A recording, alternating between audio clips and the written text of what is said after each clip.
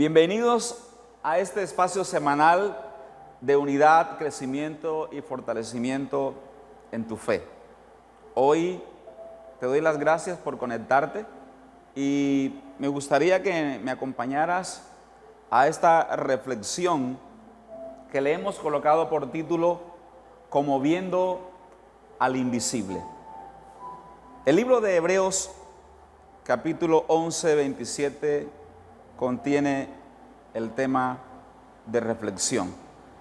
Y hablando de Moisés, dice: por la fe dejó a Egipto, no temiendo la ira del rey, porque se sostuvo como viendo al invisible. Hemos reflexionado en un capítulo anterior a este acerca de lo que es el hombre y la relación con el Creador. Dijimos que el hombre es una flecha disparada al centro del universo. Y cuando se aproxima a este centro del universo, adquiere mayor velocidad y es atraído. Este gran centro es Dios, que entre más se le ama, más se le quiere amar. Dios colocó en cada hombre una capacidad atlética interna, y esta capacidad atlética está dormida, y que entre más se ejercita puede alcanzar y lograr mayores marcas. De igual manera, en lo espiritual, el Señor colocó dentro de cada hombre un gen potencia, que cuando se acerca a ese centro de gravedad, adquiere mayor velocidad cuando se acerca al objetivo, descubriendo que para el hombre el Señor se convierte en un gran festín y queremos entonces estar más seguido con Él. También hablamos de que la vida es ladrona. La vida nos roba la tranquilidad, la paz, la estabilidad emocional y va ocupando todos los espacios de la vida. Y en cuanto a ese tema, Jesús, como modelo a seguir, al contrario, Él tomaba de sus merecidos tiempos de descanso, tomaba tiempo para estar con Dios. Si el Nuevo Testamento dice que el Señor un día vendrá como ladrón en la noche, yo entre comillas podría decir que Jesús es ladrón del tiempo. ¿Qué significa? Significa que Él tomaba lo que le correspondía en la noche descansar, lo tomaba para Dios, descontaba de su tiempo para tomar un tiempo, valga la redundancia, para estar con aquel que era su premio y recompensa. ¿Solamente es recompensa? ¿Es un deleite la oración? No, también es una gran necesidad. El rey David decía en el Salmo 42, del 1 al 2, como el siervo brama por las corrientes de las aguas, así clama por ti, oh Dios, el alma mía. Mi alma tiene sed de Dios, del Dios vivo. Y hace una pregunta hermosa: ¿cuándo vendré y me presentaré delante de Dios? ¿Cuándo vendré y me presentaré delante de Dios? A mayor cercanía, mayor velocidad.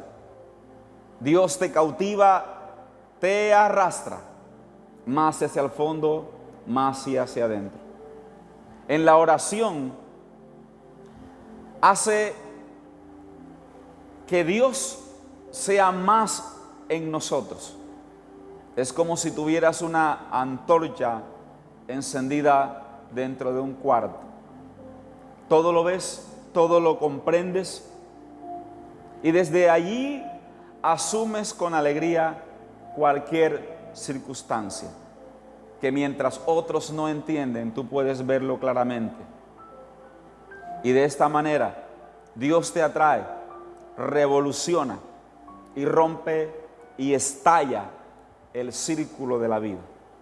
Porque la vida en sí es tedio, es repetición, es rutina. De alguna manera es algo de fastidio. Dios entonces toma el círculo de la vida y lo rompe. Una revelación de un lado, Dios te habla de otro lado, tienes una visión. De alguna manera, Dios se convierte para nosotros en una novedad diaria. Podríamos, o alguien podría decir, es que nosotros no podemos ser como los discípulos. Eso era para David, era para Pablo o era para Elías. Hombres que tuvieron un nacimiento excepcional o por casualidad fueron de esa intensidad. Al respecto, el libro de Santiago dice que Elías era un hombre sujeto a pasiones iguales que las nuestras. Pero un día oró y el cielo se cerró. Todos ellos se dejaron arrastrar más hacia el fondo, más hacia adentro, hacia el fondo del corazón de Dios. Y se convirtió el Señor en recompensa. Se convirtió para ellos en banquete, en el mejor vino que embriaga el alma. Cuanto más se ora, es Dios más en nosotros. Cuanto menos se ora, Dios es menos en nosotros. Hay una enfermedad que se llama la anemia y es un círculo de muerte, un círculo mortal. Y consiste que entre menos comes, menos ganas te dan de comer. Y entre menos ganas de comer, menos comes. Y caes en ese círculo de muerte. De igual manera, existe la anemia espiritual. Y entre menos horas, menos ganas de orar. Entre menos ganas de orar, menos horas. Y ahí te vas diluyendo. Esto hace que Dios se convierta en una simple idea, sin vida y sin sangre. Una idea. Y la pregunta de esta hora es, ¿a quién le gusta vivir con una idea? Yo creo que a nadie. Y para colmo en esta situación de una idea, cuando llegan las crisis, los golpes, te la tienes que arreglar contigo mismo o tienes que buscar una ayuda profesional. Porque entonces saltan los monstruos, las serpientes de 1000 cabezas, 1000 preguntas, el por qué esto, por qué aquello, y se abren los vacíos interiores. Cuando menos se ora, entonces todo deja de tener sentido. Todo deja de tener sentido y se abre el círculo de la muerte. Y podríamos decir que Dios comienza a morir. Entiendan esto. No que Dios muera en sí, Él, porque Él es todopoderoso y es eterno. Estoy hablando que Dios va desfalleciendo en tu corazón. Se va muriendo. Porque uno preguntaría y pregunto en esta hora, ¿cuánto debemos orar? Se ora tal cual se ama, así se ora. Dios comienza a desfallecer y seguimos hablando de Dios, pero no hablamos con Dios. Y cuando no hablamos con Dios, ya no vamos a resucitar los muertos, no vamos a sanar los enfermos, dejamos de ser enviados. Y no simplemente eso, comienza a nacer en el corazón del hombre lo que se llama el miedo a Dios. ¿Por qué el miedo a Dios? Porque Dios, cuando nosotros salimos a buscarlo, ya Él salió primero. Él nos sale al encuentro, nos pregunta, nos interpela, nos pide que debemos dejar esta amistad, que debemos dejar de perder ese tiempo, que tienes que cambiar, que debes perdonar. Siempre va a mantener el arco tenso. Y para no lidiar con eso, entonces nos hacemos los distraídos y cae nuestra vida en frivolidad. Cuando dejamos que Dios desfallezca en nosotros, cuando muere en nosotros, entonces habremos eliminado al único interlocutor que valía la pena. Y nuestra vida entonces se convierte en una pasión inútil. El libro de los Hebreos nos dice que Moisés se sostuvo como viendo al invisible, viendo lo que no se ve. Estamos hablando de un acto de fe de un hombre con unas características excepcionales. Entienda esto, que la decadencia de la oración nos lleva a la decadencia de la fe, y la decadencia de la fe entonces nos lleva a la decadencia de la oración y un círculo también de muerte. La fe siempre va a ser probada, y va a ser probada en los desiertos, porque Dios no engendra niños, Dios engendra adultos. Es el seno materno el que cuando el niño llora, inmediatamente lo toma en sus brazos y les da el alimento. Pero Dios no está engendrando niños, Dios engendra adultos. Dios es aquel que llama a todos los profetas, uno por uno, los lleva al desierto y los hace pasar por el callado. Y de ese desierto entonces va el hombre a salir fortalecido. Israel salió fortalecido del desierto, pero tuvo momentos de adoración y de blasfemias. Tuvo momentos de aclamación y de protestas. Porque esto no se trata de cara a cara, sino por fe, y de los desfallecimientos no se escapa nadie. Moisés ha sacado al pueblo de la esclavitud y los lleva hacia la libertad absoluta. Pero la libertad se dará y será en el desierto. Pero en el desierto viene la crisis de la fe, que se les enrolla al pueblo como una serpiente en el corazón. Y comienzan entonces a decir: mejor era cuando éramos esclavos. Ellos preferían la seguridad, la estabilidad ante la libertad absoluta. Y ante semejante crisis, solamente un hombre mantiene la fe. Y es cuando dice: mañana veremos la gloria de Dios. Estén quietos, porque Dios pelea por nosotros.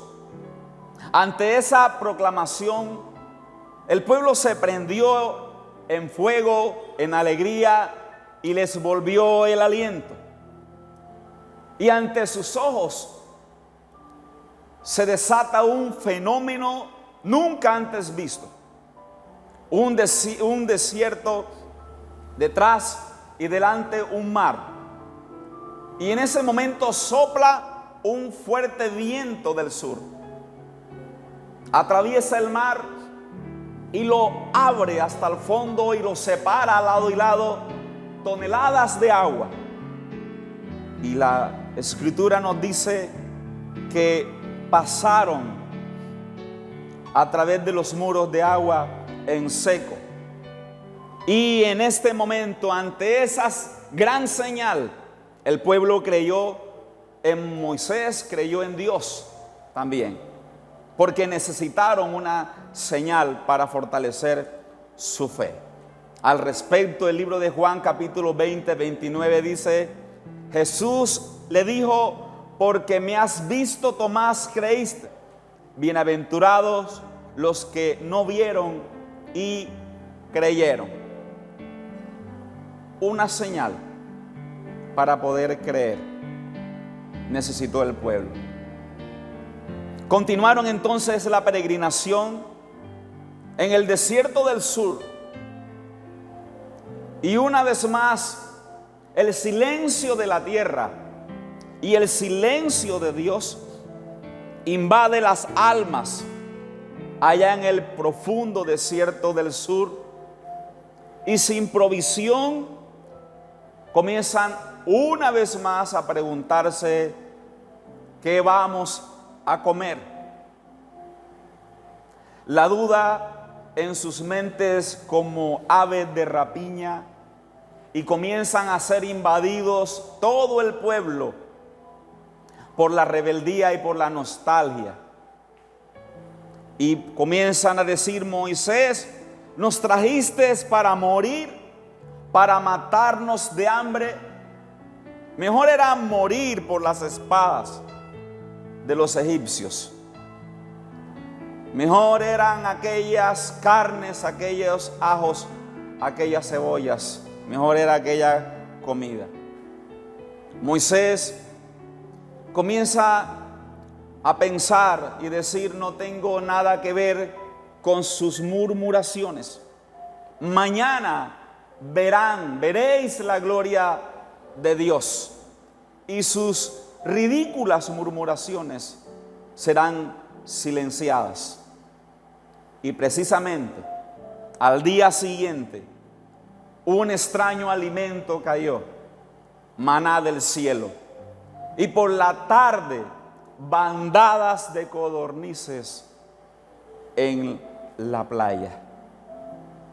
Y eso otra vez los motiva, porque necesitaron otra señal. Sigue la caminata, la peregrinación de la fe. Van hacia Cades Barné. Sol de fuego y un mar de arena. Y en este momento, la tentación definitiva para detenerse. Y comienzan otra vez a murmurar: moriremos de sed nosotros y el ganado. Y en este momento la duda y el drama de la fe alcanza su máxima cumbre. Estallan en desespero y hacen una pregunta que todavía está retumbando en ese desierto. Y es: Moisés, ¿está Dios con nosotros o no está? En este momento, la duda había alcanzado la cumbre más alta, tanto que llamaron a aquel lugar Masash, que significa protestaron contra Dios, y Meribá, porque desafiaron a Dios. En este momento de crisis, de drama en la fe, de murmuraciones, solo una persona mantiene su fe intacta: Moisés, que a diario hablaba con Dios, porque se sostenía como viendo al invisible. Y esto lo convierte en el hombre más manso sobre la tierra, aquel que tuvo el privilegio de ver las espaldas de Dios. Este hombre que cuando descendía de tener una comunión, una conversación, bajaba de aquel monte con el rostro resplandeciente.